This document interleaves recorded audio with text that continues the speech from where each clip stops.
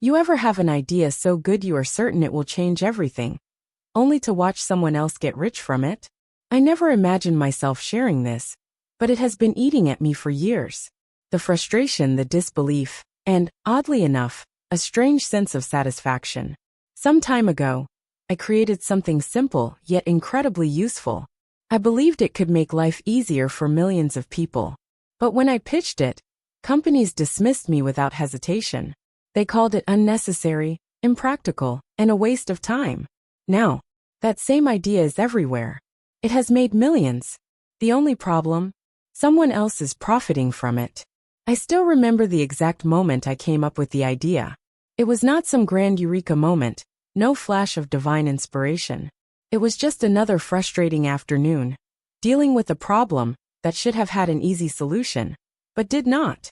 I was sitting in my tiny apartment, juggling my laptop, my phone, and a cup of coffee, trying to manage work, emails, and the never-ending notifications from my freelance gigs. My desk was a mess. Wires tangled everywhere, sticky notes scattered like confetti, and my phone constantly slipping off the edge. That was when it hit me. There had to be a better way. I grabbed a notebook and started sketching. A simple, adjustable stand that could securely hold a phone at different angles, with a sleek design that would fit seamlessly on any desk. Something small, portable, and functional. Not just another cheap plastic stand, but something sturdy, elegant, and actually useful for people like me who spent hours at their desks. At first, it felt too simple. Surely something like this must already exist, right? I searched online for hours, expecting to find an exact match. But everything I found was either bulky, ugly, or just plain impractical. That was when I knew I was onto something. I had no engineering background, no fancy credentials, just an idea. But I was determined to bring it to life. I spent weeks refining my design, sketching different variations, thinking through every tiny detail. I wanted something that was not only functional but aesthetically pleasing, something that people would actually want on their desks. Once I had a solid design, I reached out to a local manufacturer. I poured my savings into creating a few prototypes, testing materials, making adjustments. It was not easy. I spent nights watching YouTube tutorials on product design, learning about materials, and figuring out manufacturing costs. When I finally held the finished prototype in my hands, I felt this overwhelming sense of accomplishment. It was exactly what I had envisioned: sleek, sturdy, and incredibly useful. I was convinced this was going to take off. I started pitching it to companies, tech accessory brands, office supply stores, even crowdfunding platforms. I wrote detailed proposals, explained the problem it solved, showed them my research, and every single one of them rejected me. Some were polite about it. "We do not see a market for this." Others were brutally dismissive. "There is nothing innovative about this." One company executive actually smirked and told me, "No one is going to buy a fancy phone stand. People just put their phones on the table." That one stung, but I refused to give up. I tried to launch it on my own, creating a small online store, running social media ads with what little money I had left. But marketing was harder than I thought. Without the right connections or funding, I could not get the traction I needed. Sales trickled in, but nowhere near enough to keep going. Eventually, I had to accept the reality. I had run out of money. I had run out of options. And worst of all, I had started doubting myself. Maybe they were right. Maybe it was just a stupid little idea that no one really needed. Defeated, I packed everything up, the prototypes, the sketches, the failed marketing plans, and moved on. Or at least I tried to move on. A year later, everything changed. And not in the way I expected. About a year after I had shelved my idea, I was scrolling through social media one night when I saw something that made my stomach drop. It was a video, one of those aesthetic minimalist desk setup clips. The kind where everything is perfectly arranged, with soft lighting and a lo-fi beat in the background. And right there, sitting neatly next to a laptop, was my stand. Not something similar. Not an inspired version. It was the exact design I had created. I stared at the screen, my heart pounding. The person in the video was casually demonstrating how the stand worked, adjusting it at different angles, placing their phone on it while typing on their laptop. exactly the way I had envisioned when I designed it. For a second, I thought maybe it was one of my prototypes. Maybe someone had bought it when I was still trying to sell them. But as I read the caption, I realized this was something else entirely. It was a new product launch by a well-known tech accessories brand. A brand that had rejected me when I had pitched my idea to them a year ago. I clicked on the link in the description, and sure enough, it led to their website. There it was being marketed as a must-have desk accessory, with sleek professional photos and a tagline that made me feel physically sick. A simple solution to a modern problem. My exact words. I had used that phrase in my original pitch. I felt like I had been punched in the gut. I scrolled down looking at every detail. The dimensions, the adjustable angles, the material, it was mine. They had not even bothered to change the design. And the worst part, it was already going viral. The video had tens of thousands of likes and comments. People were raving about how genius it was, how they had been waiting for something like this. Tech influencers were posting about it, unboxing it, praising its smart minimalist design. I sat there in shock, watching my invention explode into a trend without me. I felt a wave of emotions all at once. Anger, betrayal, a deep sinking helplessness. I had no patent, no legal protection, just an idea that I had naively shared with the wrong people. For days I spiraled. I could not sleep, could not think about anything else. I kept replaying the meetings in my head, remembering how they had dismissed me, laughed at me. And now, they were making millions off my work. I debated what to do. Should I call them out? Go public? Try to sue? But what would I even say? I had no proof they had stolen it from me. They could claim it was a coincidence, that they had developed it independently, that I had no real claim over it. And even if I did take legal action, what were the chances I could win against a massive company with endless resources? The worst part was knowing that even if I fought back, I would still be the one losing in the end. I had spent months struggling to get anyone to care about my product. And now, someone else had packaged it with the right marketing, the right connections, and turned it into a multi-million-dollar trend. And there was nothing I could do about it. Or so I thought. Because as I kept watching the hype grow, an idea formed in my mind. One last desperate move that might change everything. I had spent days feeling powerless, watching my idea take off in someone else's hands. But the more I thought about it, the more I realized, I still had something they did not.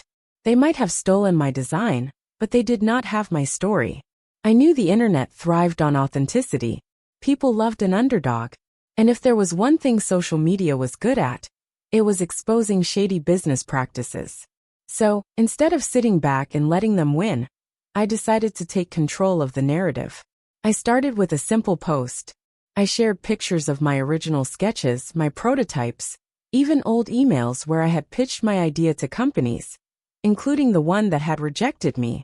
I explained how I had spent months trying to bring my product to market, only to be dismissed, only to have one of those same companies turn around and release the exact same design as their own.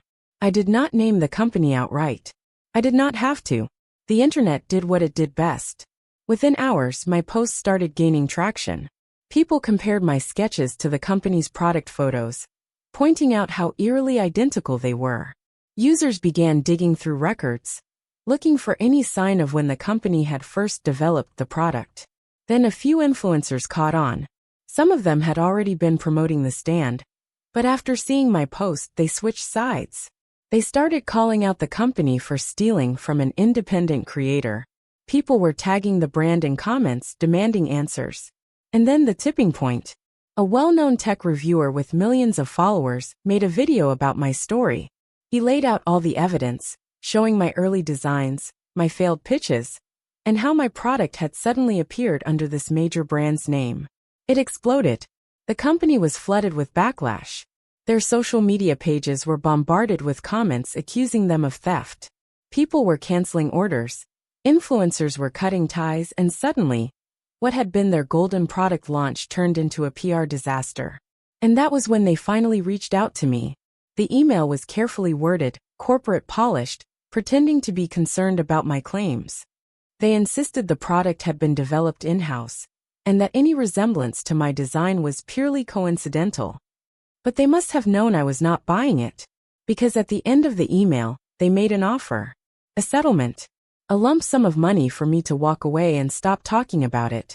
For a moment I considered it. After all, it was more money than I had ever seen in my life. Money that could make up for everything I had lost. Money that could help me start over. But then I thought about why they were offering it. It was not because they felt guilty. It was not because they wanted to make things right. It was because they were scared. Scared of the backlash. Scared that my story was hurting their brand. And that was when I realized I had something even more valuable than their money. I had leverage. I stared at the email for a long time, my cursor hovering over the reply button. A lump sum payout. Money that could change my life overnight. All I had to do was agree to their terms. Stay silent, take the cash, and let them own my idea forever. It was tempting. After all, I had already lost the battle, right? They had the manufacturing, the distribution, the marketing. Even if I won the public's sympathy, I did not have the resources to fight them legally. But the more I thought about it, the more I realized I did not need them. They had taken my idea and made it big, yes. But in doing so, they had already proven my concept worked. The world wanted this product. People wanted my design. And this time, I had their attention. So instead of replying to their email, I posted another update. I thanked everyone for their support and revealed what had happened. The company had tried to pay me off in exchange for my silence. Then I made my move.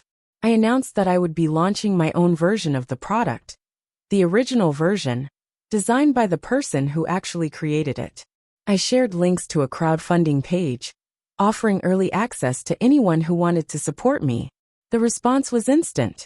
The same influencers who had exposed the company now rallied behind me, helping spread the word. My story had turned into a full-blown movement, a fight for independent creators against corporate theft. And the sales, they skyrocketed. Within 24 hours, my crowdfunding campaign hit its goal. Within a week, it had tripled. People were actively choosing to buy from me instead of the big company. They did not just want the product anymore. They wanted to support the person behind it. And the company? They panicked. Suddenly, I was not just some unknown creator they could ignore. I was competition. They tried everything. Discounts, marketing blitzes, damage control PR. But the internet had already turned on them. Their reputation was in shambles. And their trendy new product was now tainted by controversy. In the end, they made one last attempt to shut me down. They offered to buy my business outright. A deal worth millions. All I had to do was hand over everything, my name, my brand, my product, and walk away. But this time, I did not even hesitate. I said no, because for the first time, I was not just trying to make money. I was proving that they were wrong about me. I cannot even begin to describe what it felt like to watch everything unfold. 1 year ago, I had been sitting alone in my tiny apartment, doubting myself, convinced that my idea was worthless. A rejection email had made me feel like I had nothing to offer. Now, I had built something real, something that belonged to me, that no one could take away. My crowdfunding campaign had exceeded every expectation. Orders poured in. And with each sale, I felt like I was reclaiming a piece of what I had lost. People were not just buying my product. They were buying into the principle behind it. And the best part? I was no longer alone. Other small creators started reaching out, sharing their own horror stories of big corporations stealing ideas. Some had given up. Some had been silenced by legal threats. And some had fought back. But all of them knew exactly how I felt. I realized then that my story was bigger than just me. This was about every independent creator who had ever been told they were not good enough. Every small inventor who had been laughed out of a meeting. Every dreamer who had been dismissed by people who lacked vision, only to watch those same people turn around and profit off their work. So, I decided to do something about it. With the money I had raised, I did not just manufacture my product. I reinvested it into a community. I started a platform where small inventors could share their ideas without fear of having them stolen. A place where designers could connect with ethical manufacturers, where patents and legal protections were explained in simple, accessible ways. A space where creators could support each other instead of competing in silence. And that was when I knew I had truly won. Because the company that stole from me, they lost. Not in the financial sense. They still had money, still had products, still had their soulless corporate machine. But they lost the one thing they could never buy: trust. The internet never forgets. Their brand name will always be tied to this scandal. No matter how much damage control they tried to do, people still remember what they did. And me? I went from a rejected creator to a business owner. I went from someone who doubted herself to someone who proved that I did not need a giant corporation to validate my ideas. I built my own success. Looking back, I would not change a thing, because if they had accepted my idea all those months ago, they would have given me a tiny paycheck and taken full credit. But by rejecting me, they gave me something better. They gave me a reason to fight. And that fight turned my simple invention into something they never expected: a revolution. TLDR. A big company stole my product idea after rejecting me, but I fought back by exposing them, launching my own business, and turning the internet against them. Now I run my own company and help other small inventors protect their work. Best rejection of my life.